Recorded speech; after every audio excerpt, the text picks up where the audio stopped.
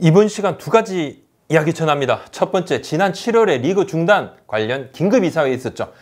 이것 관련해서 문체부 회의록을 달라고 했지 않습니까? 검토가 끝났다고 그럽니다. 입장이 최근에 나왔습니다. 전해드립니다. 단독 뉴스입니다. 두 번째는 기아 타이거즈 감독 선임과 관련해서 이거 지금 어떻게 돼가는 것인가? 왜 이렇게 발표를 못하는 것인가? 안 하는 것인가? 못하는 것인가?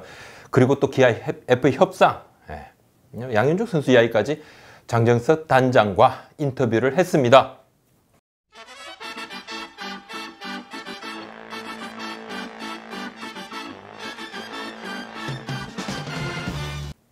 지난 7월에 리그 중단 관련 긴급 이사회를 두고 큰 논란이 있었죠. 이사회의 결정 과정에서 정관 위배 주장이 나왔고 KBO 정지택 총재가 리그 중단 쪽으로 이사회를 몰고 간 부분에 대한 지적, 또 정지택 총재가 두산그룹으로부터 여전히 고문료를 수령하고 있음에도 무보수 봉사를 강조했던 이 부분들 지적을 당했죠. 팬들은 어이없어하고 그렇게 강하게 성토했습니다. 야, 이거 뭐 하는 것이냐.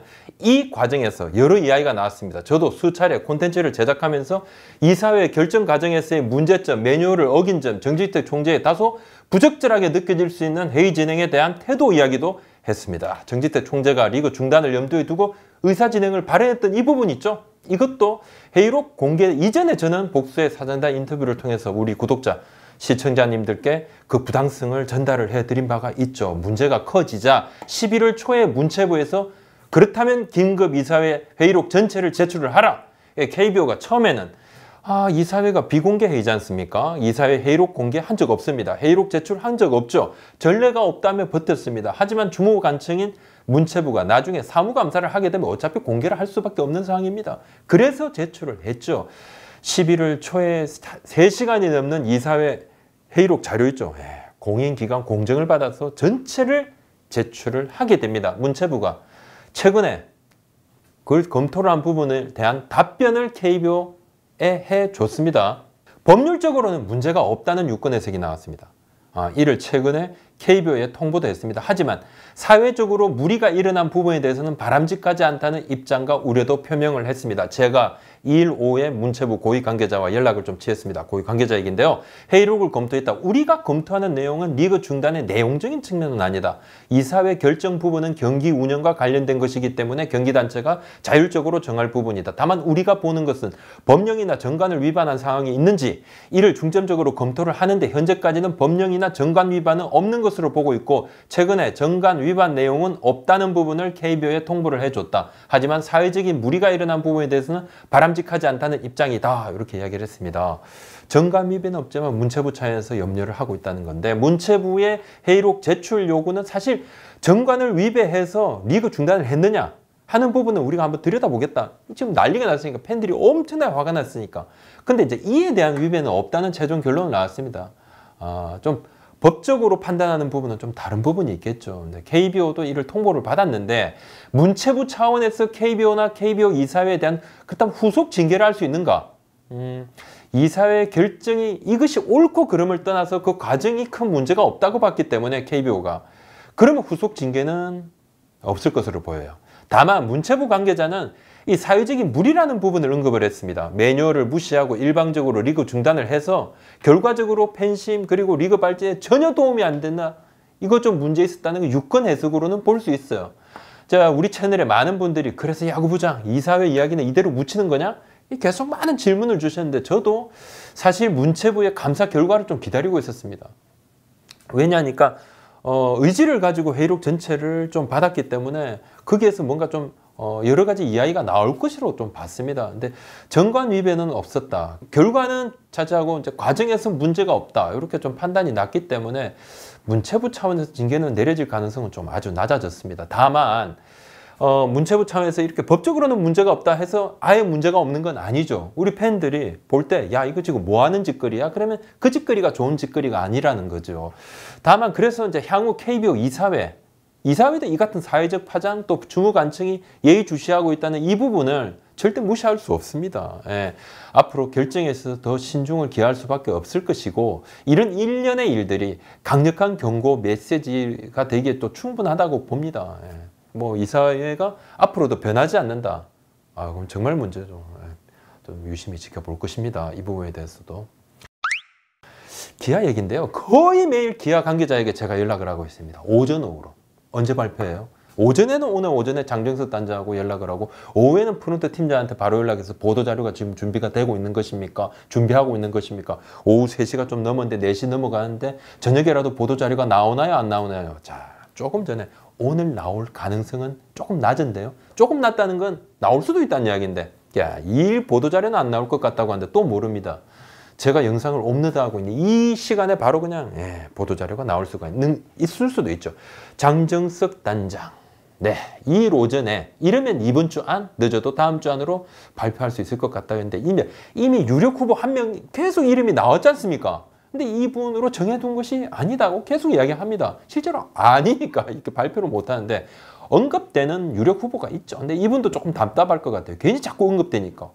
보통 이렇게 계속 언급이 되면 실제 감독이 되는데 이게 뭐 플러스 되는 부분은 아니에요. 뭐 그래도 감독이 되는 부분들도 있고 또 바뀌는 분들도 있고 한데 하여튼 뭐 그냥 계속 언급되는 거 싫어합니다. 후보분들은 전부 다 그래요. 장정석 단장하고 얘기를 좀 나눠봤는데요. 감독 선임에 대해서 산적한 부분이 많다. 빠르게 진행해야 될 것도 많다.